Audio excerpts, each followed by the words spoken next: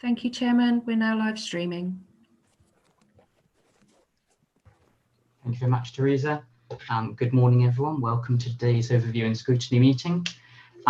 We'll get started. I have had one mention from a member, which is that there's a mismatch in pages between the report pack and the published agenda. So for any members of the public, if you keep your eyes on the report pack, that will be easier to navigate than relying on the numbers in the published agenda. Without any further ado, we'll move on to item 1, which is the minutes of the previous meeting held on 3rd of December 2020. Can I see any indications from members who wish to make any comments on those minutes? Otherwise, I will ask for a proposer and seconder, and then we can move. Okay, so I've got Mark proposing to accept the minutes, Robert seconding. All those in favour, please. Please show thank you. Any against? I'm seeing none. Any abstentions? I'm seeing none.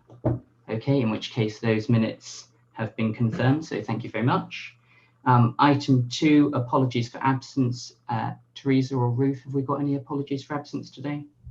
Thank you, Chairman. I don't have any apologies today. Thank you. Thank you very much. Anyone else got any apologies they want to raise? Seeing none. Excellent. Item 3, Chairman's announcements. I have none. Item 4, items of urgent business. I am aware of none. Item 5, declarations of interest. Are there any members who have declarations of interest that they want to bring to the attention of the committee today? I see none. That's confirmed. Okay, thank you very much. Item 6, non-members wishing to address the meeting. I'm aware we have some non-members here today. I'm not aware of any non-members who wish to address the meeting specifically under item 6, but as usual, I will take non-members when they wish to speak under particular items on the agenda. Are there any members who are madly waving at me to indicate otherwise? I see none. Excellent. In which case, and I must apologise to members of the public for this, because we may shortly be going into a closed session for 1 or 2 items, depending on the determination of the committee under this agenda item, but we aim to be returning to you by 11:30 should that be the case. So item 7 is exclusion of the press and public.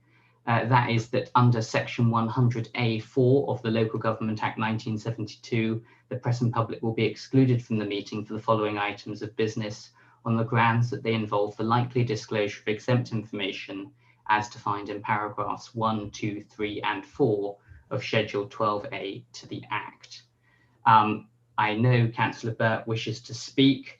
Just ahead of him doing so, I want to specifically cover the 2 items individually so that members can be aware of the reasons why we're aiming to bring this below the line.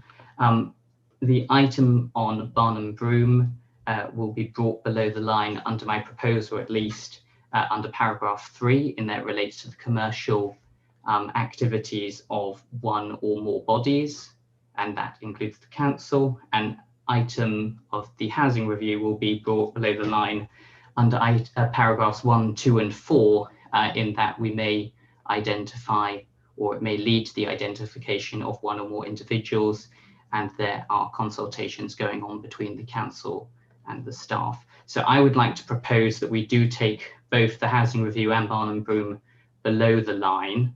That's my proposal. If there's a seconder, and I have Mark Kiddle-Morris, then that is now a proposal on the table. Councillor Burt, I presume you wish to speak on this proposal, so please go ahead. I do, thank you, Chairman.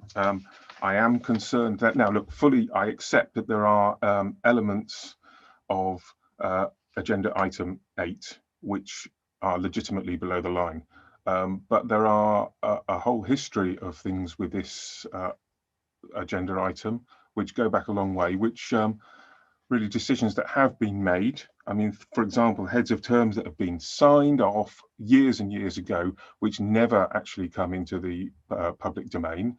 And the agenda item this time includes elements which appear to be legitimate to be put in the public domain in terms of certainly the Transparency Code of 2015, and that is not happening. Now, I thank you for the explanation as to the exact clauses that we are using. But I would like to also say that on the second item, I think it's clutching at straws to say that there's the possibility that somebody might be identified at a later stage. The contents of that agenda item seem to be entirely suitable to be held above the line. It's beyond me that we would actually go below the line on that one. So I think we need to be more nuanced in what we are doing here, rather than just having a blanket, just hide everything. Thank you, Tim. As always, I note your views and respectfully disagree. I will, of course, though, bring in Mark Stinson, I think is here. Teresa, is he?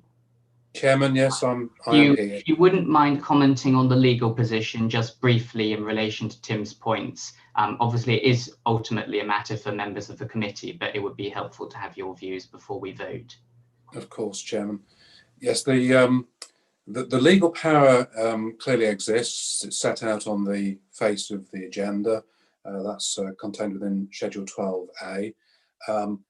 My view generally is that the council should always try to be as open and transparent as possible, and I'm sure all members would agree with that position. In terms of when it's appropriate to exclude the press and public, that's a decision for the relevant decision-making body to take, and it must do so on the basis of what's in the greater public interest. So is it in the greater public interest to release the information or to withhold the information? As you rightly pointed out, Chairman, there are post titles set out in item 9, and by those, my view is that individuals could be identified. But I think more importantly, we're talking about the terms and conditions and negotiations in respect of those posts. For example, sorry, I can't even say that because it would constitute below the line information. But we're talking about potential changes to terms and conditions in respect of named posts, which it wouldn't be too difficult for an individual to be identified from. Thank you, Chairman. Thank you, Mark.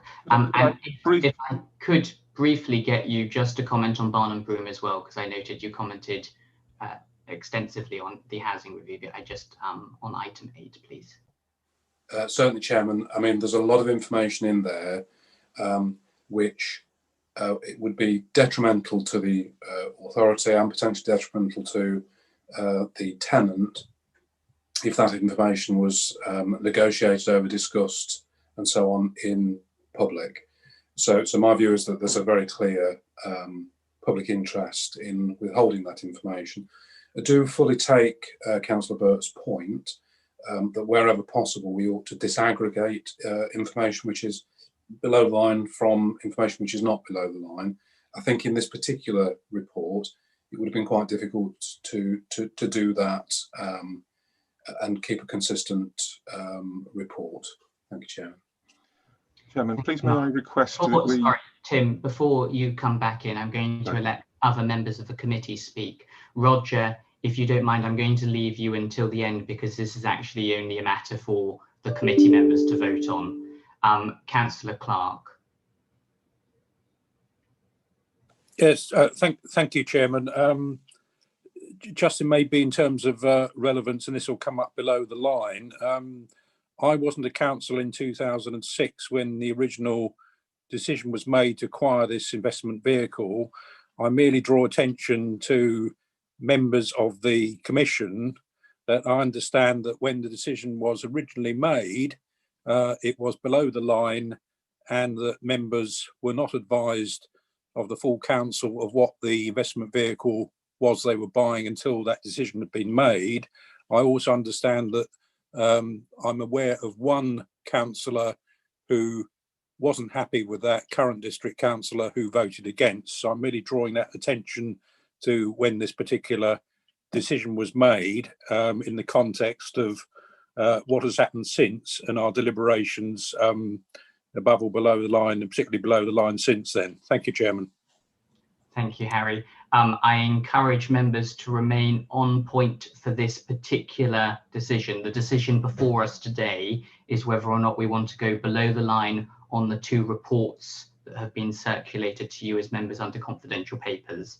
Although obviously I note Harry's helpful point around the history, it's those reports today that are matters for members to deliberate on in terms of going above or below the line. Linda, I've got you there. Thank you, Chairman. I fully support going under the line for both items. Thank you. Okay, so I've got no further indications. I'm going to let Councillor Burke come back. Point, please. Oh, sorry, Terry, yes, you come in first then. Sorry, thank you. I just wanted to make the point, I have quite a lot of sympathy with Tim's point. I think there's always a danger when we go below the line that we sort of include everything. And I fully appreciate there are some things that are, of course, commercially sensitive when dealing with both of these matters. But in relation to Barnum Broom, there is also a lot of information sort of swept up with it that really could be, if there was a willingness to sort of dissect the 2 pieces of information to be more public. And I think as an opposition member, I'm always nervous when we sort of sweep everything up and put it below the line. It puts us at a disadvantage because, of course, in the press comments, that infamous Brecon Council spokesman that keeps popping up in press articles, and I've just got the most recent one up, there is very much an air of, don't worry, it's below the line, but it's actually really successful and it's brought in loads of money for the council and it's over and above the rate of inflation that we would get in the bank and blah, blah. You know, there's a sort of air of everything's okay, which really puts opposition members at a disadvantage to be able to say, well, actually, is it? How do we prove that or how do we disprove it? And I think if the council's going to be making statements about the success or otherwise of its investment, it really needs to be more honest and clear about how those percentages and how those figures are arrived at. Because I think Tim's point about the public ultimately not having all of the facts to hand would be very relevant. So I appreciate some needs to be below the line, but if we're going to be making public statements as a council about success, we need to be clear and evidence that. Thank you. Thank you, Terry. If I could just address a couple of your points. One, I hope that you weren't accusing the Brecon spokesman of dishonesty there in your speech. I'm sure the Brecon spokesman hasn't been dishonest in what they have put out to the public. Secondly, I don't believe opposition members are at a disadvantage. Indeed, the fact that this item is before this committee today is because your rightful use of the power of scrutiny call-in to bring this item to scrutiny, and we are going to debate it as is required under the Constitution. So there is no disadvantage there. It will get a full hearing. The determination at the moment is whether that hearing is above or below the line. Members of the public, as they are already aware, do not have votes on this committee. And indeed, this committee is not a decision-making committee. So it will be up to you as members to make the case for why your call-in is sufficiently correct that this committee should adhere to your proposed alternative decision. There is no disadvantage in you making those arguments, and by being below the line, you will be able to bring to bear the full ambit of the information available to you when making those strong arguments you no doubt intend to make in due course. The last point I would make is that your call-in has been in relation to an item that went to Cabinet and was itself below the line. Cabinet determined that this information needed to be brought below the line under paragraph 3. I have also made the same conclusion, hence my proposition. And I don't accept that the act of something being below the line puts any member at a disadvantage. There is obviously a public interest test, which is what we're currently debating, whether or not members of the public should have information made available to them in relation to this item, which otherwise wouldn't be made available to them if we go below the line. In my view, I think a disaggregation of the information in this case would not be appropriate, not least because your call-in is specifically in relation to a Cabinet decision that was taken below the line previously. This is not a huge discussion about the history of Barnum Broom. We've had items previously on Barnum Broom around that. This is a specific call-in under a specific power about a specific decision, and the debate should be narrowly focused on that decision and your alternative proposed decision. And that is one of the reasons for my proposition. But as I said, I note your points. I'm going to let Tim come in one final time. I will then wrap up and then we'll move to a vote because I think we've spent enough time on this debate. Tim. Thank you. Just to put a balancing view, we do live in a representative democracy, and representative democracies involve making representation to those councillors. So there are some disadvantages here in keeping information out of the public eye. Anyway, my request to you, please, is could we vote on keeping these two items below the line separately, because I certainly would like to vote differently on both of them. Yes, very happy to separate the votes, in which case could I amend my proposition, please, to taking item 8 below the line, and if there's a seconder, I would like to see an indication for them. I have a seconder from Linda, and we will move to a vote on taking item 8 below the line first, and then I will come back with a proposition on item 9. So this is a vote on whether members are content or not content to take item 8 below the line. Could I see those all in favour of taking this item below the line? I've got 1, 2, 3, 5, 6, 7. And can I see all those against, please? I've got 1, 2, and any abstentions? Thank you. Okay, sorry, Harry, you're here as a substitute, as a non-member today, aren't you? Okay, that's fine. Okay, just making sure you had voted. And in which case that is carried, so item 8 will be below the line. I am now going to propose that we take item 9 below the line, please. Do I have a seconder? Yes, I've got Mark, thank you. Could I please see all members in favour of taking item 9 below the line, please? 2, 3. Thank you. And any against? I see none against and any abstentions. Active abstention. I've got 1 active abstention, also known as just an abstention. But thank you, Tim. That is also carried. So we will have items 8 and items 9 below the line. Teresa, so members of the public, we hope to return to you at approximately 11:30, assuming that the debate takes the time that I have projected, and there is no guarantee of that. I hope that that will be the case, and we will briefly leave you to debate those 2 items and return. Teresa, could you do the necessary